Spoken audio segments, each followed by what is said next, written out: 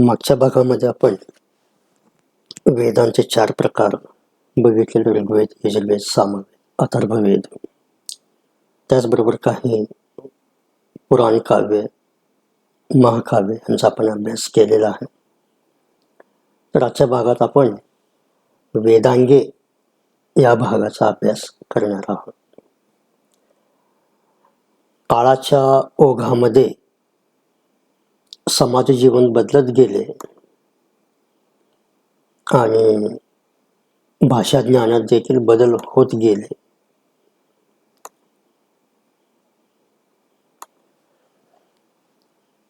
वेदवाङ्मय सामान्य जणांचा म्हणजे सामान्य लोकांसाठी तो दुर्बोध वाटू लागले. वेदांचा अर्थ समजण्यास सुलभ व्हावा व वेदाध्ययनास मदत व्हावी म्हणून वेद जाणणाऱ्या ऋषीने वेदांवर आधारित 6 वेदांगे तयार केली आणि ती वेदांगे खालीलप्रमाणे आहे. त्यातला पहिला जो आहे तो म्हणजे शिक्षा.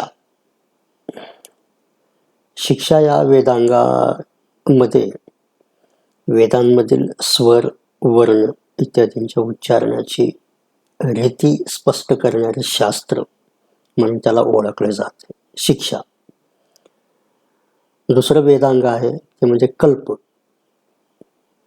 वेदविहित धर्माचे यथासांग वर्णन करणारे शास्त्र म्हणजे कल्प. तिसरा जो वेदांग आहे तो म्हणजे व्याकरण.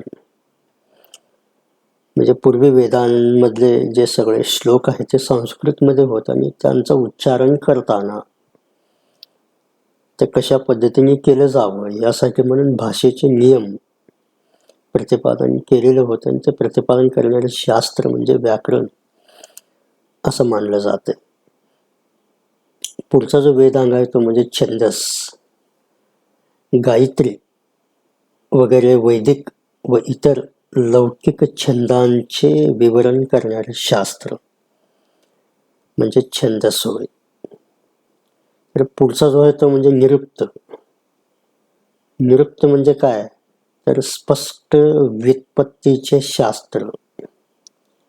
तर पुढचा आहे ज्योतिष म्हणजे भविष्य सांगणारे शास्त्र. अशी ही वेदांची उपांगे आहे.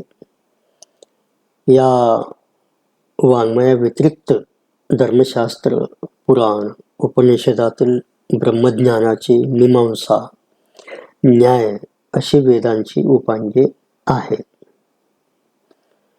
तर आपला आता मुख्य जो भाग आहे तो म्हणजे वैदिक काळामधील शिक्षणाची ध्येय काय होती त्यांचा आपण आता अभ्यास करूया. Aims of education in pre-Vedic era किंवा पिरियड असं म्हटलं तरी चालतंय. तर विद्यार्थी मित्र, हे शिक्षण कशासाठी या प्रश्नाच्या उत्तरात शिक्षणाची ध्येय सापडतात. पूर्ववैदिक काळात कोणत्या हेतूने शिक्षण दिले जात होते याचा परामर्श आपण घेणार आहोत. त्यावेळी धर्म हा त्या काळातील लोकजीवनाचा प्राण होता. त्यामुळे पूर्ववैदिक काळातील शिक्षणाची ध्येय म्हणजे धार्मिकता, संस्कृती संवर्धन, नैतिकता व चारित्र्य या बाबींशी निगडीत होती. त्यांची आता आपण तपशीलवार चर्चा करणार आहोत. पहिला जो शिक्षणाचा ध्येय होता वैदिक काळातील तो म्हणजे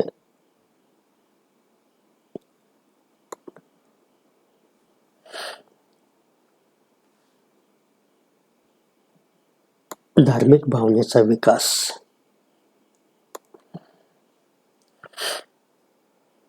वैदिक काळात मानवी जीवनाच्या प्रत्येक क्षेत्रात धर्म हा अतिशय प्रभावी आणि महत्त्वाचा घटक होता.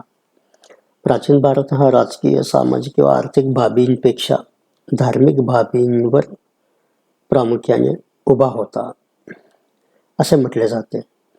Doctor R.K. मुखर्जी म्हणतात की प्राचीन भारतीय वैदिक काळाच्या जन्मापासून आपल्याला हे जाणवते की भारतीय वाङ्मयावर हजारो वर्षापासून केवळ धर्माचा शिक्का किंवा पगडा किंवा प्रभाव असलेला आपल्याला दिसून येतो. प्राचीन भारतीय शिक्षण प्रणाली सुद्धा याच मार्गाने विकसित झाली. प्राचीन भारतात त्या काळी ज्ञान हे केवळ ज्ञानप्राप्तीसाठी प्राप्त केले जात नव्हते, तर ते मुक्ती मिळवण्यासाठी प्राप्त केले जात होते. पूर्ववैदिक काळातील शिक्षण गुरुकुलात दिले जात होते. तिथले वातावरण धार्मिक भावना विकसित करणारे होते. शिक्षण घेत असताना प्रार्थना, व्रतवैकल्य, सण समारंभ, उत्सव यांच्या माध्यमातून धार्मिकतेची भावना व पावित्र्य यांचे संस्कार शिष्यांवर होत असत. गुरु आपल्या शिष्यांना आध्यात्मिक पातळीवर विचार करण्याची सवय लावत. म्हणून डॉक्टर सर्वपल्ली राधाकृष्णन गुरूंच्या बद्दल गौरवोद्गार काढताना असे म्हणतात की जो शिष्यांचा आध्यात्मिक अंधकार नष्ट करतो तो गुरु. ही who is able to remove that kind of spiritual blindness is called guru. वैदिक काळातील शिक्षण पद्धतीत धार्मिक भावना विकसित करण्यावर अधिक भर दिला जात होता. शिक्षणातून मन, बुद्धी आणि आत्मा यांचा विकास झाला तरच मोक्षप्राप्तीचे जीवन ध्येय गाठता येते, अशी त्या काळी लोकांची श्रद्धा होती. दुसरा जो आहे तो म्हणजे वैदिक वाङ्मयाचा विकास, म्हणजे डेव्हलपमेंट ऑफ वैदिक लिटरेचर. पूर्ववैदिक काळातील लोकांचे जीवन ध्येय अंतिम सत्याचा शोध घेणे हे होते. ब्रह्म हेच अंतिम सत्य आहे, त्यामुळे ब्रह्मज्ञान प्राप्त करून घेण्यावर लोकांचे लक्ष केंद्रित झाले होते. वैदिक वाङ्मयाच्या माध्यमातून अंतिम सत्याचा शोध घेण्याचे प्रयत्न केले जात होते. त्यामुळे वेदवाङ्मय व त्या अंतर्गत संहिता, ब्राह्मण, आरण्यके, उपनिषदे व महाकाव्ये तसेच वेदवाङ्मय आणि वेदांची उपांगे यांचा विकास करणे हे शिक्षणाचे महत्त्वाचे ध्येय होते. तिसरा जो ध्येय होता शिक्षणाचा तो म्हणजे अज्ञानरूपी अंधकार नष्ट करणे, रिमूव्हल ऑफ इग्नोरन्स इंग्लिशमध्ये त्याला आपल्याला म्हणता येईल. तर असे म्हटले जात होते की आत्मा आणि परमात्मा यांच्यातील द्वैत अज्ञानामुळे निर्माण होते. म्हणून आत्मा आणि परमात्मा यांच्यातील अंतर कमी होण्यासाठी अज्ञान नष्ट झाले पाहिजे. कर्मोपासना म्हणजेच भक्ती आंतरिक शक्तीचे शुद्धीकरण करते आणि त्यामुळे परमात्म्याची प्राप्ती होते. आत्मा आणि परमात्मा हे एकमेकात मिसळून एक होतील त्याच वेळी मोक्षप्राप्ती होते. मनुष्य प्राणी आपल्या चांगल्या किंवा वाईट कृत्याच्या परिणामामुळेच या जगात जन्म घेतो. अज्ञान आणि निरक्षरतेमुळे ते परमात्म्याला विसरतात आणि दुःख भोगतात. उपनिषद आपल्याला मुक्तीचा मार्ग दाखवतो आणि आत्मा व परमात्मा यांच्या विलीनीकरणाची शिकवण देते. आध्यात्मिक अज्ञानरूपी अंधकारच जगातील सर्व दुःखाचे मूळ आहे. म्हणून यापासून मुक्ती मिळवण्यासाठी शिक्षण आवश्यक आहे, ज्याला आपण सा विद्या या विमुक्तये असं एक वचन उपनिषदांमध्ये आपल्याला सापडते. म्हणजे जे सगळ्यामधून मुक्त करते ते म्हणजे शिक्षण असं सांगितलेलं आहे. शिक्षणाच्या ध्येयांमधला चौथा जो महत्त्वाचा तो म्हणजे आत्मसाक्षात्कार, ज्याला आपण सेल्फ रिअलायझेशन इंग्लिशमध्ये म्हणतो. प्राचीन भारतीय शिक्षणाचे महत्त्वाचे वैशिष्ट्य म्हणजे व्यक्तीला आत्मसाक्षात्काराचे ज्ञान देणे. मनुष्य प्राणी भौतिक विश्वात रममाण होतो आणि तो वस्तुजाताच्या ज्ञानाकडे आकर्षित होतो. वास्तवतः हे भौतिक ज्ञान म्हणजेच भौतिक सुखाचे ज्ञान हे अज्ञानरूपी आहे. ते अंतिम स्वरूपातील परमात्म्याच्या सुखापासून मनुष्य मात्राला परावृत्त करते. वस्तुजाताचे ज्ञान परमात्म्याचे शाश्वत सत्य ज्ञानावरचा एक अज्ञानरूपी पडदाच आहे. हा पडदा दूर सारून सत्यज्ञान प्राप्ती होण्यासाठी ध्यानधारणा व आत्मसाक्षात्कार आवश्यक आहे. आत्मसाक्षात्काराचे ज्ञान सद्गुरूपासूनच मिळते. आत्मसाक्षात्कार म्हणजे मी कोण आहे, माझ्या जीवनाची इथे कर्तव्यता काय आहे, मला कुठे जायचं आहे याचा बोध घेणे. आत्मसाक्षात्कारामुळे आत्मतत्वाचा बोध होतो. परमात्म्याची प्राप्ती होऊन मोक्षप्राप्तीचा मार्ग मोकळा होतो. पूर्ववैदिक काळातील शिक्षणाचे महत्त्वाचे ध्येय म्हणून आत्मसाक्षात्काराला विशेष महत्त्व दिले गेले होते. प्राचीन काळातील शिक्षणाचा आणखी एक महत्त्वाचं ध्येय म्हणजे अध्यात्म्याचे ज्ञान, स्पिरिच्युअल नॉलेज. असे म्हटले आहे की आपण शांत मनाने विचार केला तर आपणास असे दिसून येईल की आध्यात्मिक ज्ञान हेच मानवी जीवनाचे अंतिम ध्येय आहे. साक्षात भगवान श्रीकृष्णाने भगवद्गीतेत म्हटले आहे की सर्व प्रकारच्या ज्ञानात आध्यात्मिक ज्ञान म्हणजे मी आहे. या ज्ञानाची शिकवण उपनिषदांकडून मिळते. मुंडको उपनिषदांमध्ये म्हटले आहे की अंतिम ज्ञान तेच की जे शाश्वत सत्याचा म्हणजेच परमात्म्याचा बोध करून देते. परमात्म्याचा बोध झाल्यानंतर मनुष्य मात्राला सर्व दुःखापासून इतकेच काय पण जन्म मृत्यूच्या फेऱ्यांपासून सुटका मिळते. वैदिक शिक्षणाच्या विकासाचा मूलाधार आध्यात्मिक ज्ञान हेच आहे की जे मानवतेच्या सुयोग्य विकासाला समर्थ बनवते. आणखीन एक शिक्षणाचा ध्येय त्या काळी होता तो म्हणजे चारित्र्याचे संवर्धन, डेव्हलपमेंट ऑफ कॅरेक्टर. पूर्ववैदिक काळचे शिक्षण गुरूंच्या देखरेखीखाली गुरुकुलात होत असे.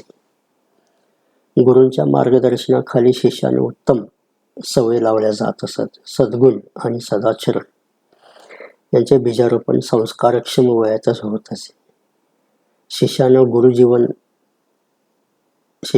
गुरु जीवन व्यवहारांचे ज्ञान तसेच सत्यनिष्ठा, कर्तव्यदक्षता, प्रामाणिकपणा, सेवा, त्याग, विनम्रता यांचेही धडे देत असत. गुरुकुलात शिष्याने कसे वागावे, कोणते कामे करावे, आहार कसा असावा, विहार कसा असावा, पोशाख काय असावा, या सगळ्यांचे नियम गुरु ठरवून देत असत. त्यामुळे शिष्यांच्या चारित्र्याची जडणघडण होत असे. चारित्र्य संवर्धनाला शिक्षणात महत्त्वाचे स्थान होते. शील संवर्धन, नैतिकता व सत्यप्रियता यांना शिक्षणात महत्त्वाचे स्थान होते. पुढचा एक शिक्षणाचं ध्येय सांगितलेलं तो म्हणजे व्यक्तिमत्वाचा सर्वांगीण विकास, ऑलराऊंड डेव्हलपमेंट ऑफ पर्सनॅलिटी. पूर्ववैदिक काळच्या शिक्षण प्रणालीत गुरुवर फार मोठी जबाबदारी असते. गुरु आपल्या ज्ञानाने, सत्कृतीने, निस्पृह वृत्तीने तो आपल्या शिष्यांत आदर्श वर्तनाच्या व सत्कृत्याच्या प्रेरणा निर्माण करीत असत. त्या काळातील विद्वान, स्वाभिमान व निस्वार्थी गुरु आपल्या शिष्यांना स्वाभिमानी व आत्मविश्वासू बनवित असत. व्यक्तिमत्वाच्या विकासासाठी आवश्यक असणारे गुरु म्हणजे चारित्र्य, ज्ञानसमृद्धी, विनम्रता, निर्णयक्षमता, आत्मसंयम, दया, परोपकार, कर्तव्यबुद्धी इत्यादी गुणांचा विकास शिष्यांमध्ये घडवून आणण्याचा प्रयत्न गुरु करीत असत. त्यासाठी शिष्यांना बऱ्याच अग्निदिव्यातून व कसोट्यातून जावे लागेल. पुढचा एक शिक्षणाचा ध्येय म्हणजे तो संस्कृती संवर्धन आणि संक्रमण, preservation and transmission of culture. आपली भारतीय संस्कृती जगात सर्वश्रेष्ठ आहे याची आपल्याला कल्पना आहेच. त्यामुळे ही जी आपली भारतीय संस्कृती आहे त्याचं रक्षण करणे, त्याचं जतन करणे आणि त्याचं एका पिढीपासून दुसऱ्या पिढीपर्यंत संक्रमण करणे ही जबाबदारी त्या गुरुकुलातील गुरुला पार पाडावी लागत असत. मग हे जे वैदिक वाङ्मय आहे ते पाठांतराने म्हणजेच मौखिक पद्धतीने जतन केलेलं होतं पूर्वीच्या काळी. वडील किंवा गुरु आपल्या शिष्यांना किंवा मुलांना मौखिक पद्धतीने शिकवून व पाठांतर करून घेऊन वैदिक ज्ञानाचे जतन आणि संक्रमण करीत असत. संस्कृतीचे रक्षण, जतन आणि वहन करण्यासाठी शिक्षण हे एक प्रभावी साधन आहे. धर्म आणि संस्कृतीचे वर्तमान काळातील पिढीने करावयाचे असते म्हणजे संरक्षण व तिचे संक्रमण होण्यासाठी हे संचित पुढील पिढीच्या स्वाधीन करावयाचे असते. पुढचा 9 नंबरचा म्हणजे शिष्यांमध्ये कर्तव्याची जाणीव निर्माण करणे. गुरुकुलातील शिक्षण पूर्ण केल्यानंतर शिष्यांना समाजातील, कुटुंबातील कर्तव्य समर्थपणे पार पाडण्यासाठी शिष्यांमध्ये कर्तव्याची जाणीव निर्माण करणे महत्त्वाचे मानले जात असे. कुटुंबात त्याला अनेक कर्तव्य पार पाडायचे असतात, अनेक भूमिका समर्थपणे वठवावयाच्या असतात. एक कर्तव्यदक्ष पुत्र, कर्तव्यदक्ष भ्राता, पिता वगैरे भूमिका व्यवस्थितपणे निभावण्यासाठी गुरुकुलात त्याला समर्थ बनवले जाईल. समाजात वावरत असताना त्याला अनेक जबाबदाऱ्या सांभाळाव्या लागणार असतात.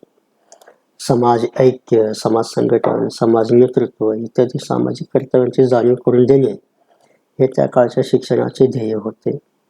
आणि शेवटचं म्हणजे बलोपासना, फिजिकल डेव्हलपमेंट. पूर्ववैदिक काळातील शिक्षणात शारीरिक विकासाला अत्यंत महत्त्व होते. गुरुकुलात शरीर संवर्धन व बलोपासना यांच्याकडे विशेष लक्ष दिले जात होते. गुरुकुलात शिष्यांकडून विविध प्रकारचे व्यायाम करून घेतले जात असत. मल्लयुद्ध, मुष्टियुद्ध अशा प्रकारच्या स्पर्धांची तयारी करून घेतली जात होती. ज्ञान साधने इतकेच बलोपासनेला महत्त्व दिलेले होते. त्यासाठी ब्रह्मचर्य व्रताचे काटेकोर पालन करावे लागत असे. तर अशा पद्धतीने आपण पूर्ववैदिक काळातील किंवा प्राचीन काळातील किंवा ऋग्वेद काळातील शिक्षणाचे ध्येय यांचा आपण अभ्यास केलेला. पुढच्या याच्यामध्ये अभ्यासक्रम याविषयी माहिती आपण सविस्तर घेऊया.